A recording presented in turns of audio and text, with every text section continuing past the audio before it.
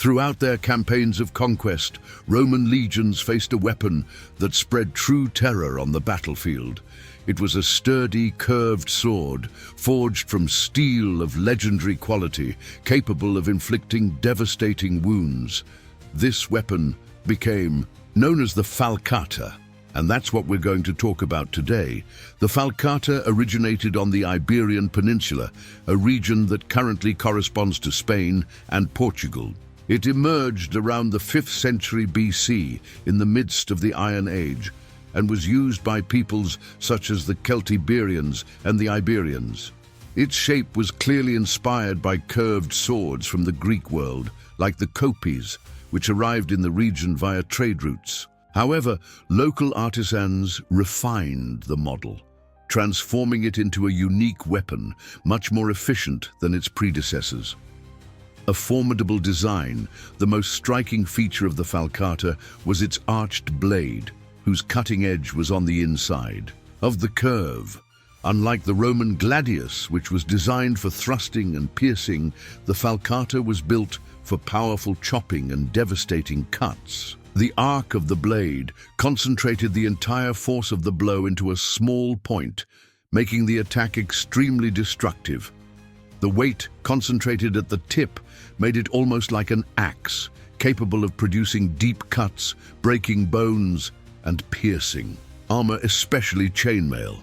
Furthermore, the handle had an anatomical shape, fitting perfectly into the warrior's hand.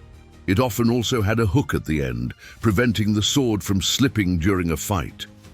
The Falcata was a direct combat weapon, ideal for close-quarters battles. Against warriors protected by shields, it proved even more efficient, as it could strike exposed limbs like arms and legs with crushing blows. But it wasn't just the design that made it so feared. The secret was also in its steel. The secret of superior steel. Iberian blacksmiths mastered advanced techniques for the time. They used very high-quality iron ore and applied a lamination process, folding the metal multiple times.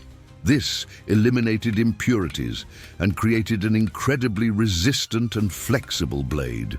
The result was a sword that was difficult to break and maintained its sharp edge even after repeated combat. The Roman historian Titus Livy even recorded the fame of these swords, stating that they were capable of cutting through any type of armor. Thus, the Falcata became a symbol of resistance during the violent wars between Rome and the peoples of the Iberian Peninsula. A weapon that struck fear in Roman hearts. A striking example was during the Punic Wars in the 3rd century BC, when Iberian warriors, armed with falcatas, fought alongside Hannibal against Rome, causing heavy casualties to the Roman army in decisive battles. Accounts from historians like Polybius describe the fear the legionaries had of these swords. However, the peak of the Falcata's use occurred in the Lusitanian War, 155–139 BC, under the leadership of the legendary Viriathus. He commanded an army of Iberian warriors who, wielding falcatas, used guerrilla tactics with quick, unexpected attacks, demoralizing the Roman legions for more than a decade.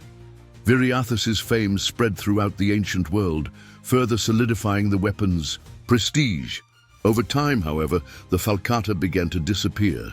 The Roman conquest of the Iberian Peninsula imposed new military standards. The gladius, which was easier to produce on a large scale and aligned with the Roman combat doctrine based on thrusts, replaced the falcata on the battlefield.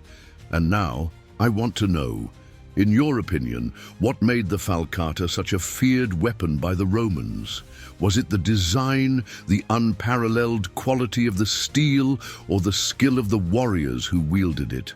Leave your comment below. And if you liked the video, don't forget to give it a like and subscribe to the channel. See you in the next video.